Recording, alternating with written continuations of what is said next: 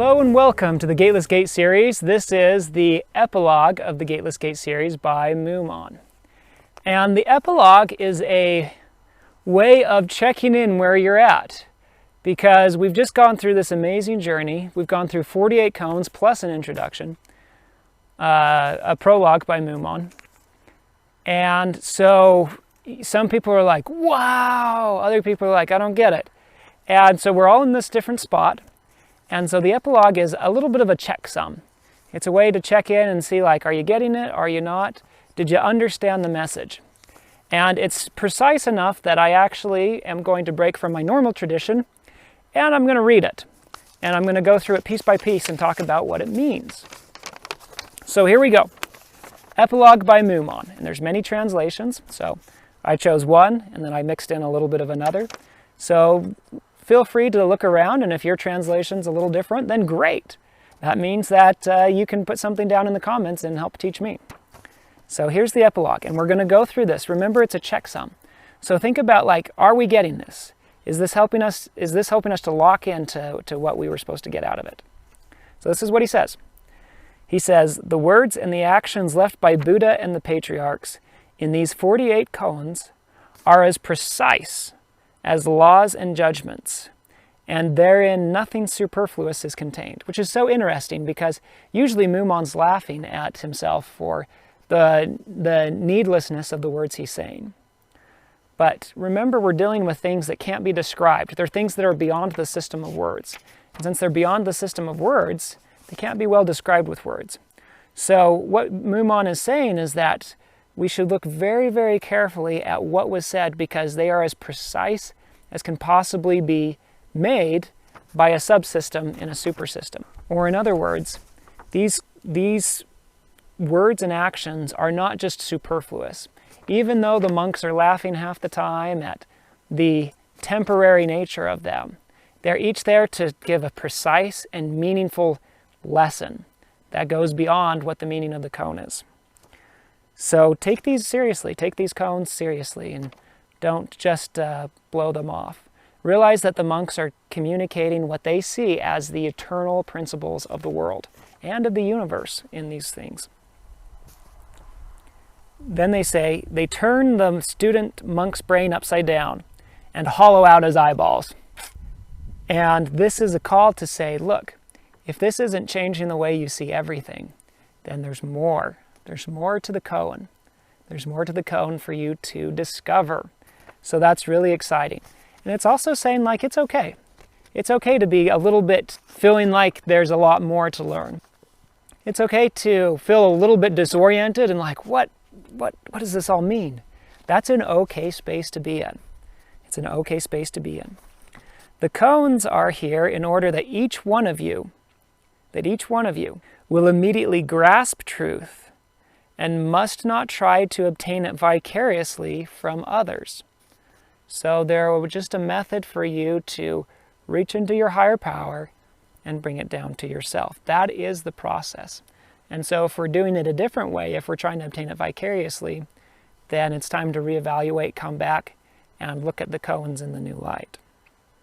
Should there be anyone who thoroughly appropriates everything, the person would seize the true meaning of all 48 koans as listening to a small portion of them. So each of these koans shines on a different principle.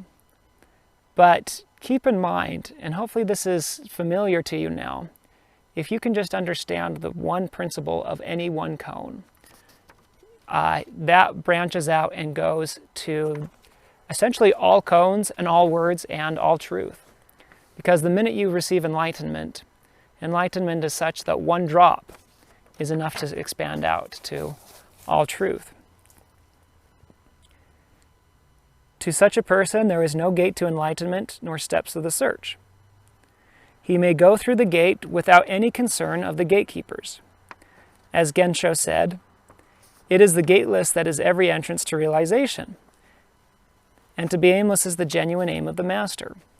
Or another translation is that the true master has no gate before him or between him, and the true mind of the Tao is beyond any mind that we have here. or essentially beyond the, it's the no mind compared to what we have here. Hakuin also said, "Why can no one go through this gate, although it is so obvious? Such stories are indeed as meaningless as mixing milk with red clay. If you can pass these 48 koans through the Gateless Gate, you will step on me, Mumon, under your foot. If you cannot pass through the Gateless Gate, you will betray yourself. As often said, it is easy to illuminate the realization that everything is empty, but it is difficult indeed to elucidate the knowledge of distinctions." So this is a little interesting, this is a little difficult to tackle. But what he's essentially saying is, there's going to be people who, just like I mentioned in the very beginning, Koan 1, Koan 2, they're going to look at all of these and say, oh, that's very nice. We just need to detach from everything, which is technically true, but it's not enough. It's easy to illuminate the realization that everything is empty and to say, well, we need to detach. But then the question is, what do we do with that? And how do we then connect? Because detachment is actually the ultimate connection. If we're not having the ultimate connection, then it means we didn't quite detach right. So it's easy to illuminate the realization that everything is empty. So let's not stop there. In fact, if we can hop over that and actually move on to a better path, let's do that. Because it is difficult indeed to elucidate the knowledge of distinctions. That's what we're doing. The knowledge of distinctions. And when someone hears this, they might say, oh, what does this have to do with Koan? Because didn't we learn in Koan 48 on the one road of Kempo that everything is one and together? Yes, but to understand everything in its own light, we have to understand everything together. To understand everything together, we need to understand everything in its own light. So this is the knowledge of distinctions. So going back to I can't remember the Koan, but the prose of Mumon was something along the lines of, if you do have enlightenment, everything is colored and varied. If you don't have enlightenment, everything is one and the same. If you don't have enlightenment, everything is colored and varied. If you do have enlightenment, everything is one and the same. So you can go back there and understand a little bit more, but the knowledge of distinctions is understanding everything in its own place and everything together in one place. Then he says this, if you are able to edify the wisdom of differences, the universe will be finally well at peace. So I ask you to strive for your inner peace. Not in a way that causes the karmic cycles to come up and tear, but to look for that universal harmony and that everlasting path that we can go on. And strive to find peace in yourself, strive to find peace in others, in nature. And if we all do this, maybe we can make something big happen that can fill the world, and eventually the entire universe. So this is Samuel Fisher with the Gateless Gate series. That is the epilogue, and thank you for coming with me on this journey through the Gateless Gate.